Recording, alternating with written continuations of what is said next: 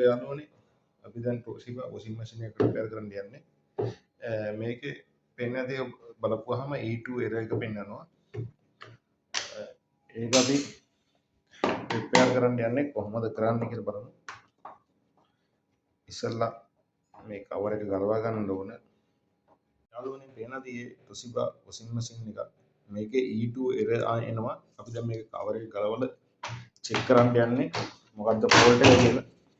මෙතන දිනවා මේ සෙන්සර් එක. මේ සෙන්සර් එක සමහර විට වැඩ කරන්නේ නැත්නම් ඒත් E2 වෙනවා. සමහර විට සෙන්සර් එකේ වයර් එහෙම ඩැමේජ් වෙලා නැත්නම් සෙන්සර් එක වැඩ කරන්නේ නැත්නම් ඒත් E2 වෙනවා. මේකේ ඩෝර් ස්විච් එක තියෙනවා. ඒකත් අපි චෙක් කරලා බලන්න ඕන. ඩෝර් ස්විච් එක වැඩ කරනවද කියලා. ඒකත් හරියට වැඩ කරන්නේ නැත්නම් ඒත් E2 වෙනවා. වෙනද යාළුවනේ දැන් අපි මේ washing machine එකේ E2 error එක ආවා. මේකේ අපි sensor එක check කරා sensor එකේ fault එක නැහැ. මේ Toshiba full automatic washing machine uploading මේකේ මේ door switch එකේ තමයි fault එක තියෙන්නේ. අපි door switch එකේ මේ contact වෙන switch එකක් තියෙනවා. door switch contact වෙන switch එකක් තියෙනවා. ඒකේ තමයි fault එක තියෙන්නේ. ඒකයි E2 වෙන්නේ. අපි ඒකේ wire දෙක switching වෙන wire දෙක ගලවලා ඉවරලා වෙනම direct wire එකක් වයර් කැල්ලක් සම්බන්ධ කරලා ඔන් කරා. ඔන් කරාට පස්සේ E2 ගියා. මැෂින් එක වැඩ කරනවා. දැන් අපි ස්පින් එක දාලා තියෙන රනින් වෙනවා. මේ අපිට එහෙම චෙක් කරගන්න පුළුවන් ස්විච් එකේ ෆෝල්ට් එකක් තියෙනවා නම් ස්විච් එක ගලවන්න ඕනේ නැහැ. මේ වයර් දෙක ගලවලා මේකට වයර් කැල්ලක් තියෙනවා. අපිට චෙක් කරලා බලන්න පුළුවන් ඒ වෙලාවට වැඩ කරනවද කියලා. ඒ වෙලාවට වැඩ කරනවා නම් ඒ කියන්නේ ස්විච් එකේ ෆෝල්ට් එක තියෙන්නේ. ඒ වෙලාවටත් වැඩ කරන්නේ නැහැ කියන්නේ ස්විච් එක නෙමෙයි ෆෝල්ට් එක තියෙන්නේ. අතන තියෙනවා සෙන්සර් එක. සෙන්සර් එක ෆෝල්ට් වෙලා තියෙන්න පුළුවන්. සෙන්සර් එක මාරු කරන්න වෙනවා. නැත්නම් මැග්නට් එක නැති වැඩ කරන්නේ නැත්නම් මැග්නට් එක වැටිලා තියෙන්න පුළුවන්. ඒ වෙලාවටත් E2 වෙනවා. මේකේ ෆෝල්ට් එක තිබ්බේ ඩෝර් ස්විච් එකේ. අපි ඩෝර් ස්විච් එකේ වයර් දෙක ගලවලා මෙතන ඩිරෙක්ට් සප්ලයි එක දුන්නා. දැන් මැෂින් එක වැඩ කරනවා. ඒ කියන්නේ මේකේ E2 එන්ට ෆෝල්ට් එක තියෙන්නේ මේකේ ඩෝර් ස්විච් එක. සමහරවිට ඩෝර් ස්විච් එකේ ඇතුළේ කන්ටැක්ට් වෙන තහඩු දෙකක් තියෙනවා. ඒ තහඩු දෙක කන්ටැක්ට් වෙන්නේ නැති වෙන්න පුළුවන්. නැත්නම් කරබන් ඇවිල්ලා තියෙන්න පුළුවන්. ඒ ලාවට ඒක සුද්ධ කරලා දැම්මොත් ඒත් හරියනවා. එහෙම හරි ගියේ නැත්නම් දැන් අපි මේක ඔෆ් කරනවා. දැන් මේක වැඩ කරනවා හරි විදියට. ඒ වෙලාවටත් මැෂින් එක කන්ටැක්ට් වෙන එක සමහරට කන්ටැක්ට් වෙන්නේ නැතු වෙන්න පුළුවන්. මේ ඩෝර් ස්විච් එක පේනවාද? මේ ඩෝර් ස්විච් එකේ තමයි ෆෝල්ට් එක තිබ්බේ.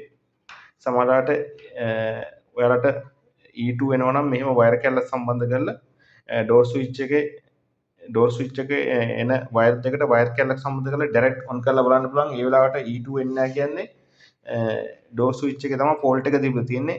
ඔයාලා වයර් කැල්ලක් සම්බන්ධ කරලා බලනකොට E2 වෙනවා නම් අනිවාර්යයෙන්ම මෙතන තියෙනවා සෙන්සර් එක. සෙන්සර් එකේ ෆෝල්ට් එක තියෙන්න පුළුවන්. ඔයාලට ඩෝර් ස්විච් එකේ ෆෝල්ට් එක තියෙනවා නම් මේක ඔයාලට තියෙන ස්විච් එක ගලව ගන්න.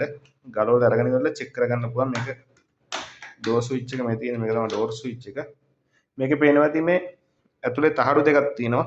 මේ තහඩු දෙක මෙහෙම අපි ඩෝර් ස්විච් එක ඔන් කරාට පස්සේ මෙහෙම කන්ටැක්ට් වෙන්න ඕන.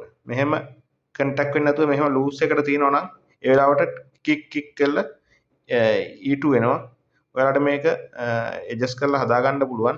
නැත්නම් මේක ඉස්සෙල්ලා වැලි කඩදාසියකින් මේ කෑලි ටික පොඩ්ඩක් සුද්ධ කරලා ඊට පස්සේ දාලා බලන්න. එහෙම හරි ගියේ නැත්නම් ඩෝර් ස්විච් එක මාරු කරගන්න වෙනවා. අපි දැන් මේක අපි සුද්ධ කරලා දාලා බලන්න යන්නේ කොහොමද වැඩ කරන්නේ කියලා බලමු. දාලා සුද්ධ කරලා පේනවාද? දැන් මැෂින් එක අපි රෙඩි වුණා. මේකේ තිබ්බේ මෙතන ඩෝර් ස්විච් එකේ ප්‍රොබ්ලම් එක. ඩෝර් ස්විච් එක අපි හරි ගස්සලා දැම්මා. දැන් මැෂින් එක වැඩ කරනවා.